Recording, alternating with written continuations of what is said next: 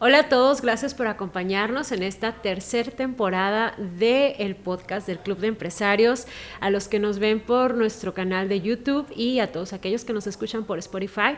El día de hoy tenemos una invitada muy especial, es de las mujeres de aquí del Club de Empresarios Socia, Carmina, bienvenida. Muchas gracias, Liz. No, hombre, un Gracias. placer tenerte por aquí porque también tu agenda es súper complicada y es lo que platicábamos detrás de cámaras, que fue complicado agendarte y aparte ahorita te vas ya de viaje, ¿no?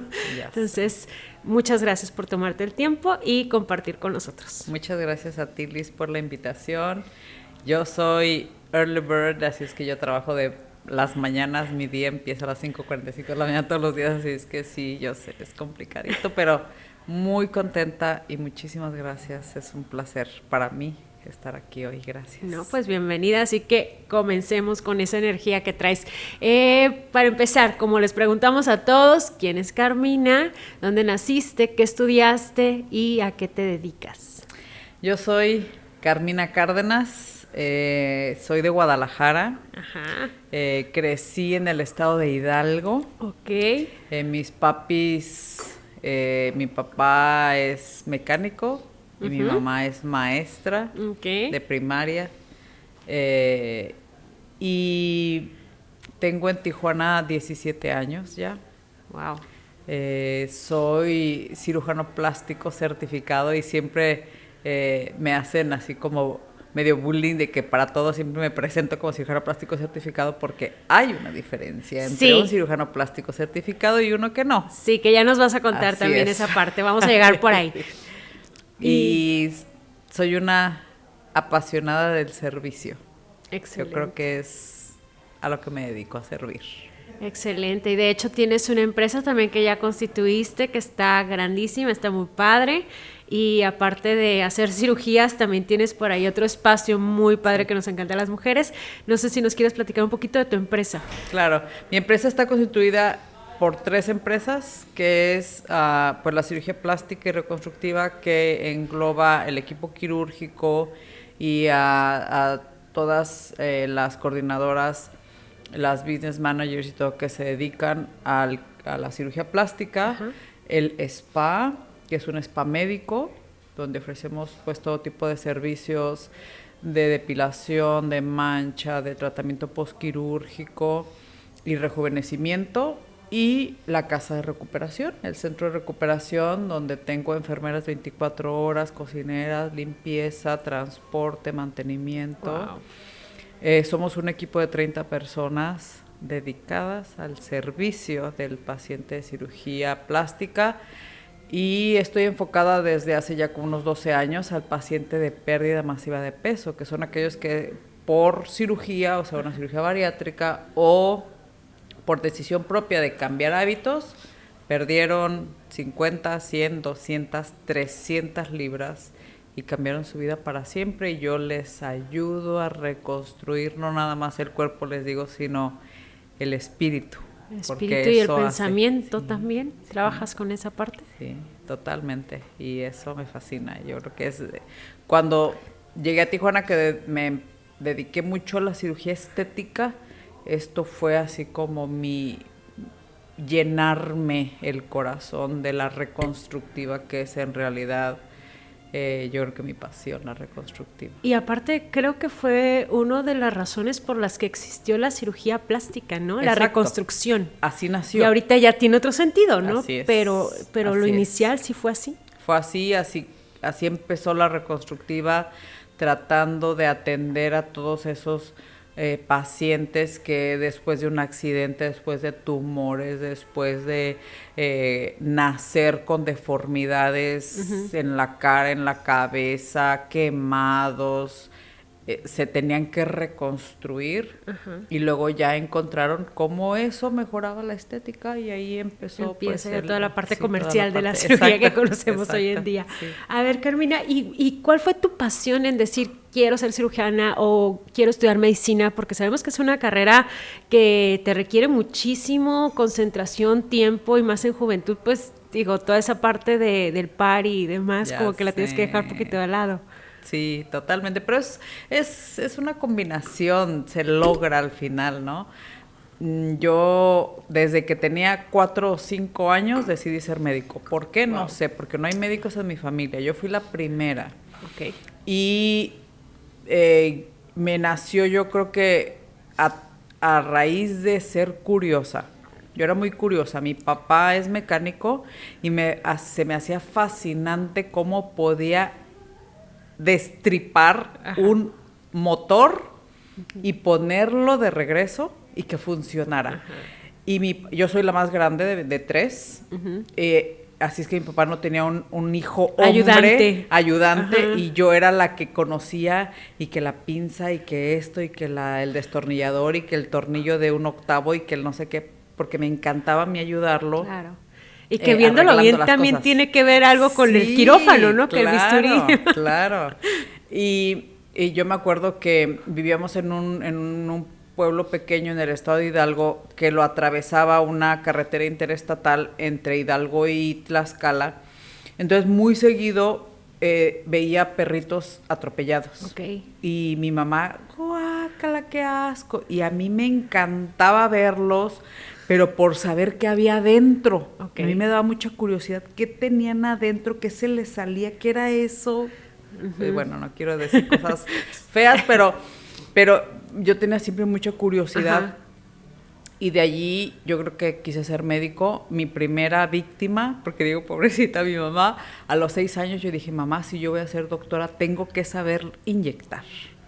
Y tengo que saber inyectar. Yo creo que fui tan enfadosa que la señora que nos inyectaba, bueno, a mi hermana, la pobrecita que siempre se la pasó enferma de las anginas, yo le dije, tienes que enseñarme a inyectar porque yo voy a ser doctora. Y empezamos con la naranjita, pártela en 4, aquí, este cuadrante, para que no se lastime el nervio, así como no. Y ya cuando dije, ya me gradué de las naranjas, necesito inyectar a un paciente. Y pues, ¿quién se iba a dejar de una niña de 6 años? Mi mamá. Wow. Mi mamá fue mi primera víctima y la inyecté agua inyectable, que es dolorosísima. La inyecté 2 o 3 veces hasta que dijo, ya, no más. Obvio, nadie se dejó de inyectar de mí después de eso. Pero yo quería ser doctora. Y a los 17 años entré a la escuela de medicina. Y ya estando en medicina, yo trabajé desde la prepa hasta el 3er año de medicina. Nuestra condición económica no era muy buena, así es que yo trabajé todo ese tiempo para yo comprarme mis libros y todos mis instrumentos es carrera cara, que necesitaba, ¿no? Sí. Y cuando estaba en el internado, roté por un servicio que en el Hospital Civil de Guadalajara, que es uno de los hospitales más grandes que hay, más de 1000 camas tiene ese hospital, llegaban todos los pacientes politraumatizados accidentados. Y yo roté en un servicio que se llamaba cirugía de trauma. Todos los accidentados del abdomen o del tórax o del cuello. Y yo ahí vi de verdad cómo el cirujano salva una vida. Balaceados, acuchillados, penetrados, perforados, prensados, todo eso era lo que nosotros atendíamos. Y ahí supe que yo iba a ser cirujano. Yo tenía que poder salvar la vida de alguien. Entré a cirugía general después de hacer un examen nacional que se llama ahora el ENARM, compiten 30, 40, en mi tiempo 50,000 personas por 2,000 plazas. Ahora lo hacen casi 100,000 por 4,000, 5,000 plazas en el país. Y quedé en muy buen lugar. Hice 3 años de cirugía general. Luego apliqué otro examen nacional para hacer cirugía plástica en el instituto, en el IMSS, donde yo estaba en cirugía general, porque yo roté por todas las otras especialidades, y por cardiocirugía, y yo me estresaba más que el cirujano, y yo era el 5º ayudante, porque el paciente no salía de bomba, y yo decía, es que se va a morir. Dije, no. Entré a oncocirugía, las cirugías me fascinaron, pero decía, qué triste vivir toda tu vida relacionada a la muerte y al dolor. Y de allí roté por urología y los pacientes hombres me decían, no, pues que venga mejor el doctor, qué pena que esta doctora me ande ahí hurgando en los genitales, ¿no? Y así fue como roté por cirugía plástica y dije, esto es lo mío. Okay. Es traer vida, traer felicidad, traer esperanza. Y nosotros veíamos pacientes reconstructivos y era para mí fascinante como un niño con labio leporino, un quemado, un paciente con una deformidad craneofacial podía cambiar su vida. Cambiar su vida, su calidad de vida, claro, su autoestima, y de verdad que les reconstruyes el espíritu a esas personas. Me imagino. Y yo ahí me enamoré de la cirugía plástica y entré a cirugía plástica, me fue súper bien, fui el número 1 de mi generación, me certifiqué al primer intento y me quedé en Guadalajara 3 años. Okay, es lo que te iba a preguntar, y seguías en Guadalajara, ¿y cómo es que llegas a Tijuana? Yo estuve trabajando 3 años con el mejor cirujano plástico de la región, el doctor Pedro Vega. Él está en silla de ruedas. Y era la segunda persona que impactaba de tal manera siendo discapacitado. Mi mamá, en un accidente automovilístico, perdió su brazo derecho cuando yo tenía 7 años, mi hermana 6, y ella embarazada de 8 meses de mi hermano. Y a ella le aprendí este valor de no hay límites, los límites se los pones tú. Claro. Wow. En el diccionario de mi mamá no existe el no se puede. Porque siendo derecha, con la izquierda volvió a aprender a escribir a máquina, a poner, hasta la fecha mi mamá usa medias.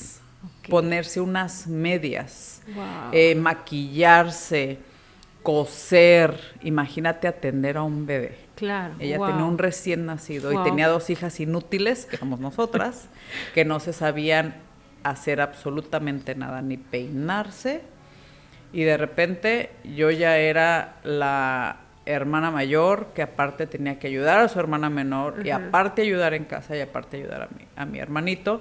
Y el doctor Pedro Vega fue el resultado también de un accidente automovilístico que quedó parapléjico, o sea, lesionado desde el tronco hacia abajo.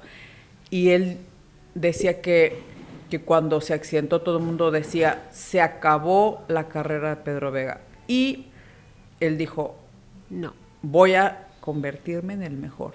Entonces yo tenía un ejemplo muy grande, con los dos, claro.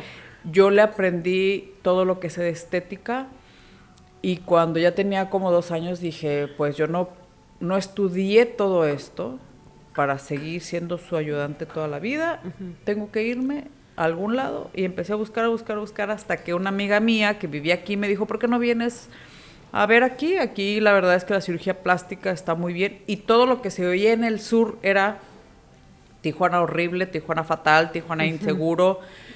Nunca me hubiera pasado por la cabeza hasta que mi amiga se vino, yo me vine, y fue cuando, wow, fue así como se te abrió otro mundo. Dije, yo me voy a ir a Tijuana.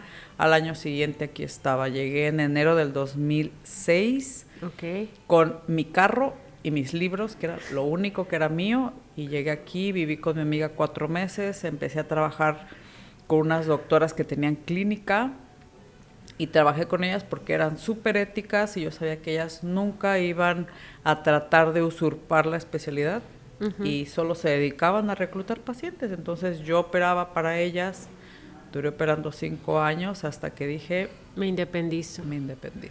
Wow. Así es. Y ahí, ¿cuál fue tu visión empresarial? Porque ahorita eres una empresaria, eres parte del club de empresarios, y esa es otra parte muy difícil, es un reto muy grande para los médicos. O sea, hay médicos pocos que la saben hacer, como tú, y la hacen en grande, ¿no? Pero hay otros tantos que siempre están trabajando y estando en esa zona de confort, recibiendo un sueldo, y a lo mejor hacen uno que otro trabajo por fuera, y hay otros que de plano...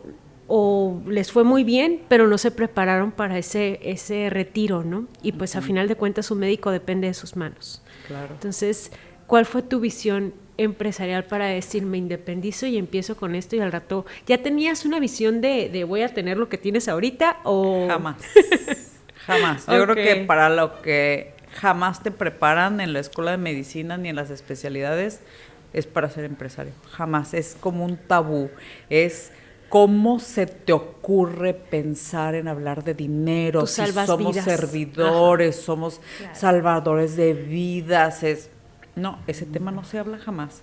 Wow. Pero, por ejemplo, yo le aprendí al doctor Pedro Vega que tú, número uno, tenías que valorarte a ti mismo para poder darle valor a tu trabajo y de ahí ponerle un valor a las cirugías, a lo que fueras a hacer, ¿no? Entonces yo ya llegué a Tijuana con esa idea de que entre más te prepares y más experiencia tengas, el valor de lo que de las cirugías se va a ir modificando conforme tú vas creciendo como tal, ¿no? Y vas adquiriendo experiencia, adquiriendo un nombre, una reputación, porque eso solo se logra con tiempo. Sí. Y buenos resultados. Sí. Porque no puedes lograr una buena reputación porque entonces te pasa lo contrario, tener una mala reputación. Que ahorita vamos a pasar a ese otro tema, que es lo que está pasando ahorita también con todo este auge del sector médico, turismo médico, ¿no? Pero tremendo. Igual sí es importante. Entonces yo no tuve un background de negocio, jamás. Mis papás fueron todo el tiempo empleados, mi papá, mi mamá, los dos, y al contrario, era, ¿por qué te vas si tienes un muy buen trabajo con el doctor Pedro? ¿Cómo te atreves a irte y si no te va bien? Si no me fuera a ir bien, no me iría. Uh-huh. Me voy porque me va a ir magnífico. Y luego cuando dejé a las doctoras, no fue porque yo dijera, ay, ya, de voy aquí yo voy a hacerla. No. Llegó conmigo una chica que fue mi primera asistente.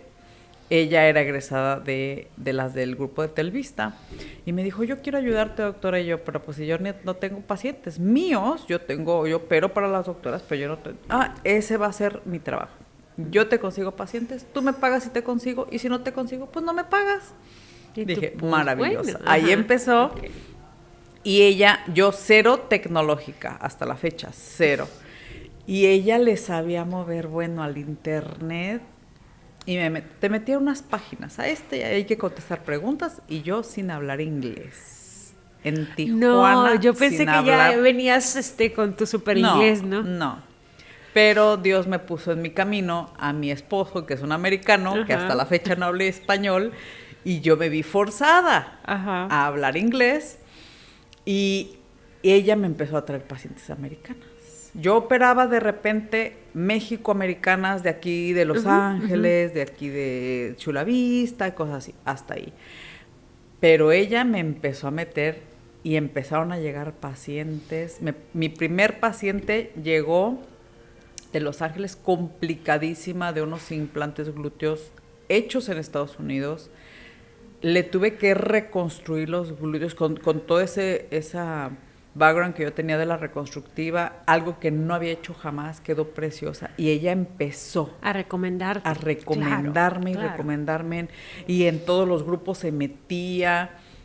Entonces, ella trajo una segunda, que era una paciente de Alabama, que yo no le entendía absolutamente nada. Y ella era la que se comunicaba con Dulce, se comunicaba con la uh-huh, paciente.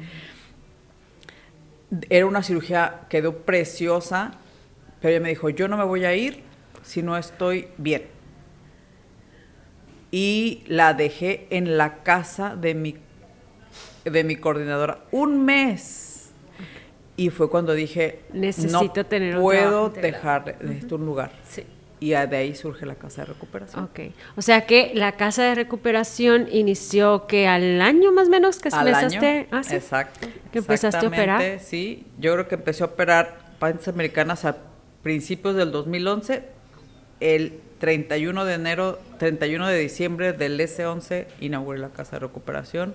Empezamos el año con 2 pacientes y ahí empezó, y a tener enfermeras, uh-huh, y a tener cocinera, y el de transportes. Claro. Yo que no sabía absolutamente nada de negocios, lo eché a perder todo, porque yo no sabía cómo pagarles, yo iba al Costco, yo compraba cosas, wow, mi coordinadora limpiaba, cocinaba, no, cero. cero. Yo no Pero igual así nada. es en un emprendimiento cualquiera, ¿no? Al principio el que se arriesga la hace de muchas cosas y a final de cuentas pues ya estabas entrando en ese rol de emprender, nada más que sí te faltaba esa parte de asesoría para estar pagando lo correcto, ¿no? Y que sí fuera negocio. Exacto, no, yo ponía de mi bolsa, yo creo que trabajaba para pagarles. Y luego de que empecé a tener un montón de pacientes, empezó a correr la voz, de no tener nada y tener una paciente cada 3 o 4 meses, de repente ya tenía 5 pacientes, y luego ya tenía 10, y luego ya tenía 20. Para el año siguiente, yo ya tenía un volumen de pacientes que me hacía estar ocupada todos los días, y de ahí surgió mi idea de poner una clínica. Okay. Había una clínica de un cirujano plástico que se estaba retirando, me dijo, te la rento.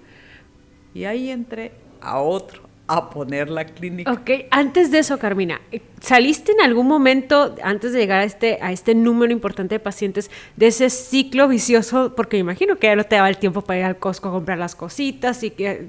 ¿Saliste en algún momento de ese ciclo de hacerlo todo, de no sé, pero está funcionando? ¿Hubo alguna persona que tuviste que meter a tu equipo para que te pudiera controlar esa parte antes de llegar a la parte de la clínica? Ella misma trajo a otra de las mismas de Telvista. Okay. Y luego esa trajo a otra de las mismas de Telvista con esta idea de negocio, de administración, es que necesitamos a otra persona y es que necesitamos a alguien que administre la casa de recuperación y ahora necesitamos ella se puede encargar de compras y esto, pero todavía allí y todavía la clínica me fue muy mal por eso. Porque era un crecimiento nato que no tenía al cuidado la parte de los números, ¿no? Estar evaluando. Cero si había ingreso y que el egreso... Cero, que si los impuestos. Como llegaba, lo pagaba, y necesitamos esto, dale, y necesitamos otra, dale, y necesitamos para la noche otra, no. Y nunca, ni por aquí cruzaba la parte del financiamiento y todos esos recursos que tiene al alcance del empresario. Todo salía de mí, Se me ocurre poner la clínica en el 2012. Esto es 6 años después de que ya habías llegado a Tijuana. Sí, en el 2011, o sea, duré 5 años maquilando. En el 2011 fue cuando me independicé. Puse la casa de recuperación. En el 12 puse la clínica. O sea, 1 año. Y ya tenía clínica con más empleados, con enfermeras, con limpieza, con transporte. No, o sea, ya en cuestión de 1 año ya tenía como 15 empleados. Wow. O sea, y sin saber nada. De allí vino el coaching, que me cambió la vida. Tenía tantos problemas con el personal. Sí, porque no sabía cómo manejarlo, no sabía ponerles horarios, no sabía ponerles límites, no sabía poner nada. Sí, claro. No, ellos eran los dueños, amos y señores. Ellos casi me exigían, me va a pagar esto. Y yo, sí. Me quiero que... Sí. Sí, pues era servidor. Me va a traer. Sí. No. ¿Y qué hiciste? En quiebra total, así. Cuando el doctor me dijo, pues ya cumplieron 3 años, lo que sigue es que me compres la clínica. Y ahí fue cuando dije, no. ¿Cuánto tengo guardado? No tengo nada. Sí, claro. No, ¿cómo lo voy a comprar si no tengo dinero? Todo lo había invertido ahí, porque la clínica no hubiera sido posible que yo hubiera hecho operación si no le hubiera hecho modificaciones y todo. Y eso me costó todo lo que tenía, porque hice doble modificación piso arriba, completo, camas y todo, y abajo otro quirófano, otras camas. Entonces, haz de cuenta que eran 2 clínicas separadas. Wow. No. ¿Qué hiciste en ese momento? En ese momento le hablé a una amiga, me dijo yo la compro, ella la compró y ella prácticamente me reembolsó lo que yo había pagado de equipo, no de acondicionamiento ni nada, pero para mí fue liberarme del gasto enorme y todo, y ahí fue cuando empezó realmente con mi equipo que ya había conformado, el modelo de negocio. Por fin. Hasta que dejé la clínica y me fui a Torre Cosmopolitan.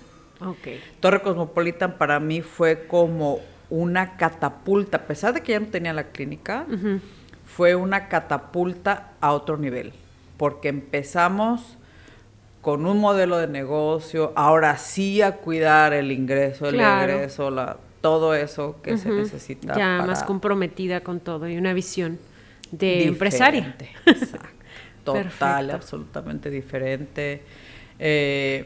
Y no te voy a decir que fue fácil, que ha sido bonito. De hecho, estoy haciendo un biolibro para un grupo de coaching que tengo en Chile, y precisamente voy a hablar de eso, de cómo las caídas han sido mis mejores amigas. Sí. De verdad que he tocado fondo muchísimas veces, financieramente, anímicamente, por los temas de las complicaciones, de los problemas financieros, de los problemas del personal, para mí el tema del personal, por ejemplo, ha sido de los más Yo creo difíciles. Que para todos, ahí sí no te sientas mal por ser médico, porque esa parte yo creo que todas las empresas es su dolor, y más ahorita. Ahorita, de hecho, se está viviendo algo atípico después de pandemia, y también aquí en la ciudad de Tijuana estás con una complicación muy fuerte con la parte de personal, pero sí, esa parte no te sientas mal, es parte de... Pues qué interesante, Carmina, pero aparte de todo esto... También fuiste presidenta del Colegio de Cirujanos Plásticos de Baja California, ¿correcto? Sí. Estuviste, o sea, aparte de toda esa agenda de estar operando, de tener un equipo de 30 personas, la clínica, 3 unidades de negocio, y todavía presidenta del colegio. Y aparte, sesionar cada semana, porque sesionaban aquí en el club, entonces me daba cuenta de que venían, pero no era una sesión de 1 hora, son sesiones de, ¿qué? 2, 3 horas. Sí, como de 3 mínimo. Sí, de 3 mínimo. ¿Cuál fue tu experiencia? Fíjate que siempre me ha movido la academia. Yo creo que lo traigo de mi mamá, ¿no? De enseñar. Y yo tuve un mentor, un francés, el doctor François Pascal, que él decía que cómo nos íbamos a ir a dejar este mundo con todo el conocimiento guardado en la cabeza. Decía, ¿te imaginas cuánto tenemos aquí? ¿Cuántos años hemos estudiado? ¿Cuántos años? Cada congreso, cada entrenamiento, cada paciente. Ajá. ¿Cuánto aprendizaje hemos acumulado a través de los años aquí? E irnos de este mundo sin compartirlo. Eso debe ser pecado mortal, decía. Y él me hizo despertar esta idea de, tiene toda la razón, y empecé a meterme mucho en las cuestiones académicas. Y yo he participado en las mesas directivas del colegio desde el 2011, curiosamente, con el doctor Parra, que fue el primer presidente ya como colegio constituido. Luego en el 2014 me hice perito experto en cirugía, en materia de cirugía plástica, y colaboramos con que era antes la PGR. Empezamos a hacer peritajes y siempre he estado involucrada en las cuestiones académicas en el colegio. Y de ahí que antes de la pandemia me invitaron a ser la presidenta, y yo le dije, no me siento preparada. Yo creo que necesito que mi gremio aquí en el estado tenga mucho más, si ya me tenían como respeto, necesito que tengan la idea de que yo puedo ser un buen líder para ellos. Y así fue. En el 2021, en el 2019 fui electa vicepresidenta. Esos 2 años me la pasé trabajando, gestionando en los congresos, profesores, para nuestros congresos. Nosotros este año cumplimos 30 años ininterrumpidos de hacer un congreso internacional aquí en Tijuana. Y además del Congreso Nacional que hace la Asociación Mexicana de Cirugía Plástica, solo el Colegio de Sinaloa y el Colegio de Baja California son los únicos que hacen congresos de esta magnitud. Ajá, enormes. Sin enormes. parar. 30 años. Y yo me he involucrado te decía, en las cuestiones académicas, así que fueron 2 años muy padres de conocer a mucha gente, de invitarlos, pero ya desde esta visión de que soy la vicepresidenta, seré la presidenta. Futura presidenta, claro. Y todo mi enfoque, no sé si fue lo mejor o no, pero para mí la academia sigue siendo la piedra fundamental de ser unos mejores servidores. Claro. Entre mejor conocimiento tengas, no nada más de lo quirúrgico, de las cuestiones de seguridad, nosotros vamos a ofrecer un mejor servicio a los pacientes, que van a terminar en menos complicaciones, en una mejor reputación, y lo que decías, ahora que Tijuana ocupa uno de los primeros lugares mundiales del turismo médico uh-huh. y en cirugía plástica no es la excepción, como hacia el mundo mandamos este mensaje de que esa Tijuana de la que se escucha, de lo peor, de la inseguridad, del asesinatos, todo etcétera, lo demás, etcétera, etcétera. Como en la cirugía plástica eso puede quedar de lado, ¿no? Claro. Y me fue muy bien. Fueron 2 años intensos, no fáciles, uh-huh. y no porque sea mujer, de verdad. Yo nunca he sentido que el que sea mujer me ha cerrado puertas, no he sentido, pero porque es mi personalidad. Uh-huh. Yo en el momento uh-huh. en el que algún compañero intentaba así como, ¿tienes algún problema? Uh-huh. ¿Necesitas decirme algo? ¿O como por qué te estás acercando tanto? Uh-huh. O de esos así como medio a ver, uh-huh. ¿no tienes espacio? ¿Necesitas uh-huh. espacio para moverte? Me quito, me uh-huh. muevo. Ay, no, sí, no quería. Cambia, ¿verdad? Yo creo que cambia uh-huh. sí. desde ti. Sí, me pasa lo mismo. Uh-huh. Y entonces, no, yo no puedo decir que porque soy mujer. El profesor grosero, el profesor elitista, el profesor va a ser con hombres y con mujeres. Ok, Carmina, se habla mucho del turismo médico y que Tijuana es punto de lanza. De hecho, vemos datos estadísticos que presenta la Secretaría de Economía del Gobierno del Estado y pues ya, o sea, está muy puntual cómo va en crecimiento, ¿no? Cuando siempre, pues el que va de punta es Maquila. Ahorita vemos que el turismo médico pinta hacia arriba. Pero, ¿qué engloba el turismo médico? ¿A qué nos referimos cuando hablamos de turismo médico? Porque ya es una palabra que todos la usamos, pero a lo mejor no tenemos tan claro cuáles son los servicios que se engloban en un turismo médico. Claro. El turismo médico como tal es un término que se acuñó desde las décadas de los 70, de los 80 y los países punteros del turismo médico fue Tailandia, por ejemplo, sí, uno de los más importantes en el mundo. Y hablaban de este tipo de o grupo de pacientes que estaban dispuestos a viajar a donde fuera en el mundo para atenderse de cirugía plástica, estoy hablando de mi área, no precisamente solo porque era menos costoso que en sus países de origen. Okay. Los países de origen número 1 en el mundo sigue siendo Estados Unidos, el Reino Unido y algunos países de Europa, Canadá, uh-huh. por cuestiones de costo, pero se dan cuenta los pacientes que encuentran servicios de salud equiparables en calidad, pero sobre todo en calidez. Okay.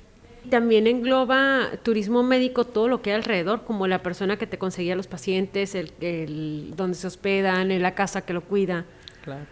Sí, el turismo médico engloba todo lo que está relacionado y que involucra a un paciente que decide venir a atenderse. Entonces, no nada más es lo quirúrgico, dental, cardio, terapias de rehabilitación. Aquí yo creo que en Tijuana de lo que se empezó a hacer muy famoso, número 1, fue el turismo de la medicina alternativa. Okay. Eso yo creo que fue lo número 1 con lo que empezó Tijuana. ¿Hace cuánto tiempo? en los 2000 ya los pacientes venían a hacerse tratamientos de desintoxicación, de drogas, de cosas, pero luego empezaron a venir pacientes terminales a hacerse tratamientos alternativos para mejorar la calidad de vida durante sus tratamientos de quimios, de radios, y se crearon hospitales como el Sanoviv, donde los acompañaban como al buen paso, pues, hacia... Llevar un mejor estilo de vida. En sus últimos días, así. Y así empezó el paciente americano a empezar a cruzar para ese tipo, y luego allá a la farmacia, y luego ya era, los dentistas que empezaron desde los 80s, ¿no? Sí. En algodones y toda esa área de San Luis Río Colorado, y luego Mexicali, y luego acá ya empezaron acá en Tijuana. Esos son los pioneros. Sí, pues el Parque Teniente Guerrero, que está todo alrededor de puro dentista, ¿no? Sí, claro. Y luego, cuando en ese tiempo los seguros americanos no tenían tantas restricciones y podías hacerte los procedimientos aquí utilizando tu seguro, ahí fue el boom. En los 90. Pero también ahí hubo mucha trampita, ¿no? Y por eso es que ya pusieron algunos candados. Unas defraudaciones que hicieron grupos médicos y no médicos con los pacientes, con los seguros, y hubo gente que terminó en la cárcel. Sí, supe de un caso, me imagino que ha de haber habido más. Muchos. En cirugía plástica hubo varios. Pues de hecho ya estamos entrando a la parte donde decías del cirujano plástico certificado, ¿no? Que esa es otra parte que de repente la gente, con la emoción de cambiar su vida, con la emoción de que me va a salir más barato, con la emoción de que ya lo voy a lograr, ya lo voy a hacer, vienen y eligen a un médico pero sin una investigación previa. ¿Qué es lo que debe de ver el paciente que está interesado en una cirugía plástica, en revisar de su médico? Claro. Y aquí yo siempre les digo a los pacientes, la responsabilidad es compartida, no es nada más de nosotros. Claro.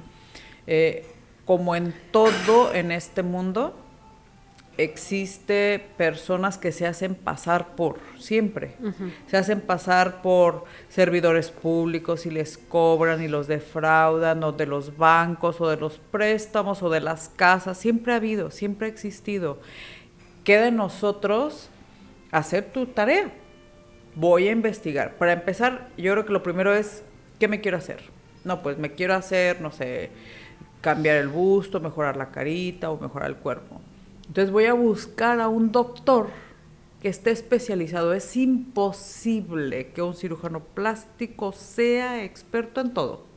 Claro. No, ni las del cabello son expertas en todo. Una hace tinte, otra hace corte. Una hace pestañas, otra hace uñas. Claro. Ni ellas lo hacen todo como esperan que un cirujano plástico sea bueno para todo. Eso no es cierto.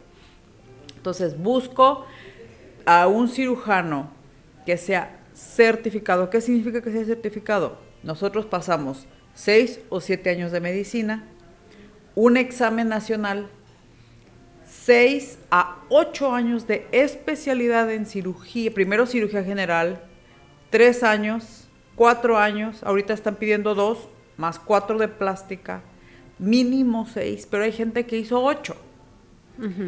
¿Eso qué significa? Son 6 a 8 años de entrenamiento quirúrgico, hospitalario y académico. Son entre 30 y 50,000 horas de entrenamiento en hospital académico y quirófano. No vas a comparar con alguien que tiene un diplomadito de fines de semana, que fueron 3 fines de semana a ver a alguien que le está haciendo así con una cánula y ya dice que su titulito que hace liposucciones, o que pone implantes, o que hace lipectomías. Y ahí es cuando hay que tener como prioridad tu salud y tu vida. Claro. Ay, es que a mi comadre ya lo operó bien barato y quedó bien bonita. Pues sí, pero eso es algo esporádico. El problema es cuando se enfrentan a una que no está tan joven, a una que tiene flacidez y o alguna que tenga alguna enfermedad asociada, que por supuesto, como el que nada sabe, nada teme, te opero y cuando salen las cosas mal. Claro. Entonces, no puedes que tu único motivante sea lo barato. Luego ahora, el resultado. Sí, tiene bien bonitos resultados, pero ¿está como yo? Claro, hay que ser muy realista. Son muchos factores, pero número 1, tiene que ser cirujano plástico certificado y que cuando llega a mi investigación es un experto en lo que quiero que me haga. Un experto en nariz, un experto en cara, un experto en senos. Un experto en cuerpo. O reconstrucción. Ya que hiciste tu selección, que sean 1, 2 o 3, entonces ahora ser crítico. ¿Qué observo de sus resultados? Pero no nada más lo que uno dice. Uno en sus páginas, obvio, vas a poner lo mejor. Claro. ¿No? No, ahorita con las redes sociales, que aparte también de informar, desinforman, entonces tienes que ser selectivo con la información que tienes. ¿Cuál fue la experiencia de las pacientes con este doctor? ¿Cuáles son sus resultados reales? ¿Cómo maneja las complicaciones? ¿Cómo las atiende en el posoperatorio? Porque en cirugía no es como ni en las cejas. En las cejas te hacen las cejas y luego tienes que ir a revisión y al retoque, y es que te faltó, y es que la cremita, y es que no te quites la costra, unas instrucciones muy precisas para que sea exitoso. Las cejas, ¿cómo te imaginas? ¿Qué crees que te operan? Y ahí se acabó todo y ya va a ser maravilla. No. ¿Cómo te acompañan en un posoperatorio? ¿Y qué pasa si sucede algo? ¿No? Claro. Entonces son todos estos factores que se tienen que tomar en consideración para que alguien tome la decisión, y también me alcanza, ¿no? Eso ya es, yo creo que es lo último que tendría que ser el factor como decisivo no lo primero. Claro. Es lo último. Y sin embargo se ve al revés, ¿no? Y esa parte de comentar de las redes sociales, que en lugar de informar, desinforman, yo creo que este es el pan nuestro de todos los días, de todos los negocios, de todas partes, porque la gente ya ahorita no le da flojera investigar. Y aparte con la inteligencia artificial, pues el Instagram, el Facebook, te va mostrando nada más lo que tú quieres ver. Ya te deja, no sé si de repente estás buscando un vestido rojo y ¡pum!, te aparece el vestido rojo por todas partes que te metes en redes sociales. Y eso es inteligencia artificial. Es lo mismo de temas. Si tú eres demócrata, puras cosas demócratas. Si eres republicano, pues puras republicanos y todo contra los demócratas. Entonces, por eso es que también todos estamos así, ¿no? En contra. Pero sí son cosas súper importantes las que nos compartes, Carmina. Y de aquí me resta pensar más o menos en porcentaje. ¿Cuántos de los médicos cirujanos plásticos que nos encontramos en Tijuana, por ponerle una limitante, cuántos de ellos del 100%, como cuántos son los que están certificados?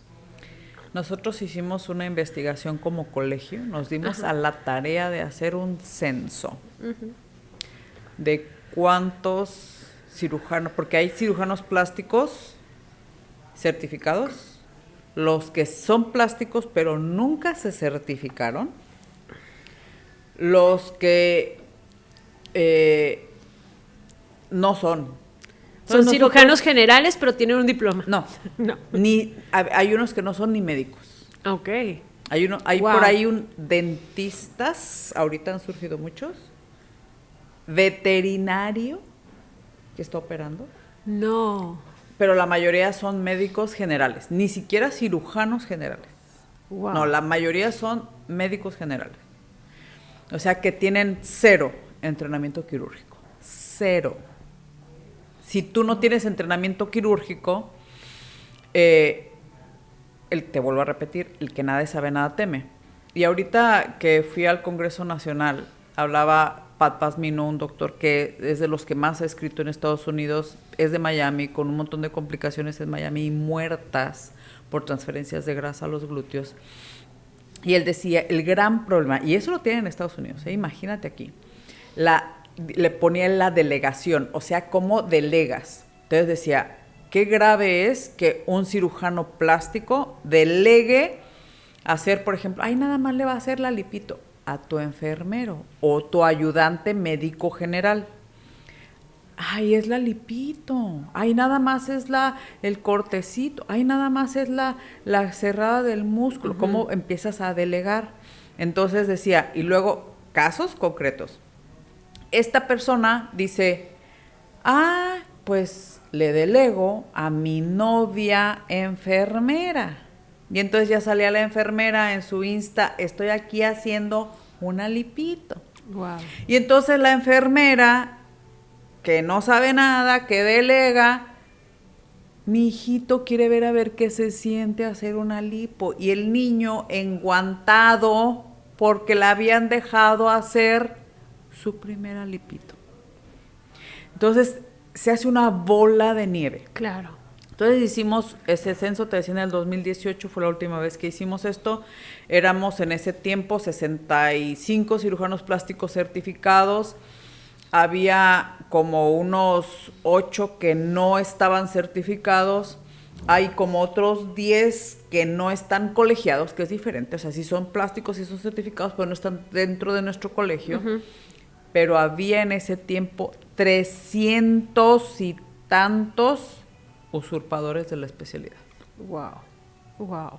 Yo creo que ahorita han de superar los 600, 700. Con la pandemia salieron más. Solo vino a hacer esto exponencial porque a través de las redes hay grupos uh-huh. que están reclutando gente para operar a todas estas personas que están ávidas de que engordaron en la pandemia, de que vieron que fulana se operó, que... Claro. No, una cosa impresionante. Hablabas de una cirugía cuando ponías el ejemplo de Miami, de esta parte de la inyección de grasa en los glúteos. Hace algunas semanas, meses, platicábamos de esta parte entre un grupito de aquí de amigas del club, pero me encantaría que lo platicaras aquí en el podcast un poquito de la parte que no se ve, en qué repercusión puede tener esto a largo plazo en un cuerpo humano. En el 2017 se hizo un grupo que se llama, los norteamericanos lo llaman el Task Force, porque empezó y esos años registraron una cantidad de muertes enormes en Estados Unidos por transferencias de grasa a los glúteos. Imagínate en lo que estaba sucediendo en México y Sudamérica. Peor todavía, ¿no? Entonces determinaron que las inyecciones intramusculares eran las que estaban causando estas muertes porque se iban al torrente sanguíneo y directo y sin escala a corazón y a pulmón. Y de ahí, a partir del 2017, el Task Force emitió esta recomendación que es poner solo la grasa subcutánea. ¿Y por qué digo todo esto? Porque la grasa subcutánea, o sea, justo debajo de la piel uh-huh. y por encima del músculo, solo le va a dar, obvio, volumen, pero también peso. Okay. Entre más volumen, más peso, y como todo mundo estamos envejeciendo, se va a traducir en flacidez, en automático. A lo largo de unos 15, 20, 30 años. Todas esas nalgonas que ves en la calle con esas cosas exageradas van a traer literal el síndrome de la mochila caída. Ouch. Todas van a traer los glúteos caídos casi a medias piernas por los volúmenes exagerados que traen en los glúteos, porque todo está, o casi todo, en el tejido celular subcutáneo, que es el tejido superficial, y no hay manera que ese tejido se quede en su lugar para siempre. Eso es imposible. Wow. ¿Y ahí qué procedería? Vamos. Una cirugía reconstructiva. Exacto. Lo que hacemos cuando a las pacientes también eso y sigue pasando, cuando se infiltran cosas extrañas, uh-huh. que se los han puesto por años, por uh-huh. décadas, aceites, sí, silicón claro. industrial, silicón inyectado, líquido y todo. Es el mismo tipo de cirugía reconstructiva. Hay que entrar y literal casi amputar gran parte de esa grasa, subirla, van a hacer cirugías reconstructivas enormes. Para allá van todas esas pacientes que ahorita se están poniendo esos volúmenes exagerados. Wow. Reconstrucciones glúteas. En eso van a terminar. ¿Y la tendencia de la cirugía plástica? ¿Cuál es? Ahorita es muy triste, pero es la realidad, que las influencers literal están influenciando la moda corporal. Y como ahora las Kardashian se están quitando los volúmenes, ahora ya empezó el tema de quitarse volúmenes. Entonces ya ahora si de por sí también tiene mucho que ver el tipo de paciente que uno atiende, como el mío es de la pérdida masiva de peso, más la reconstrucción corporal. Yo no veo tanto pacientes jovencitas de cirugías normales, de aumento de glúteo normal y eso. Cada vez es más no quiero tanto volumen. No, y estarse quitando implantes mamarios, por ejemplo. Ahorita, de hecho, en la estadística de la Asociación Internacional de Cirugía Plástica del 2021, la cirugía número 1 mamaria fue el retiro de implantes. Okay. Fue la que tuvo mucho más crecimiento que la puesta de implantes sigue siendo la cirugía número 1, pero la que tuvo más crecimiento en el año fue el retiro de implantes. Wow. El aumento mamario aumentó creo que nada más como el 2% y el retiro como el 300% aumentó en el mundo. Y ahí también requiere una cirugía reconstructiva, supongo, porque ya tiene otro... Por supuesto, porque ya está todo el tejido expandido y ahora a volverlo a poner en un lugar donde ocupaba en algún tiempo, pero ahora con toda la expansión se tiene que reconstruir. Bueno, vas a tener trabajo por mucho tiempo. Ay, sí, no, y lo peor es qué les está pasando también esto en la cara. Porque ahí ese va a ser acá las pompas te las tapas, el busto te lo tapas, pero todas las que traen esta boca de pato, las inyecciones en la cara tremendas, no, esos van a ser de verdad unos retos de reconstruir caras desfiguradas por los rellenos. Wow. El botox no causa eso, pero el relleno sí. ¿Cuál es el reto más difícil al que te has enfrentado en esta parte ya de cirujana empresaria? A verme como empresaria. Ese fue mi reto más grande. Porque siempre en la medicina es, ay, sí, el servicio, ay, el paciente, ay, ser altruista. Número 1 es ser empresaria. Verte como empresaria, vivirte como empresaria. Y ya inmerso en el negocio, el manejo del personal. Fue una de las cosas más difíciles para mí. Porque... Si conoces a médicos y eso, el modelo es, tú eres doctor, tienes a tu enfermera, o si eres cirujano, a tu secretaria, a tu enfermera, a tu anestesiólogo, y ahí se acaba. No hay como tanto el modelo de negocio como tal de una organización en la medicina. Y entonces estás como solito.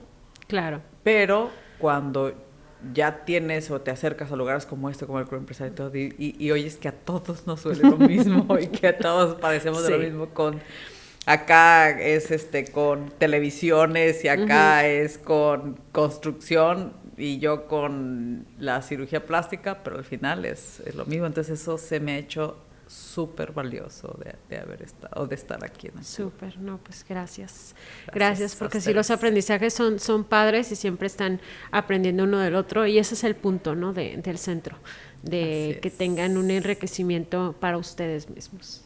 Sí, muy padre, me encanta, he conocido gente súper valiosa y súper linda, como tú. Y ya para finalizar, Carmina, ¿nos quisieras compartir algún mensaje o algún tip que a ti te haya funcionado? No lo quieran hacer todo ustedes. No eres experto en todas las ramas. Siempre quita el miedo al fracaso. El fracaso es el mejor maestro.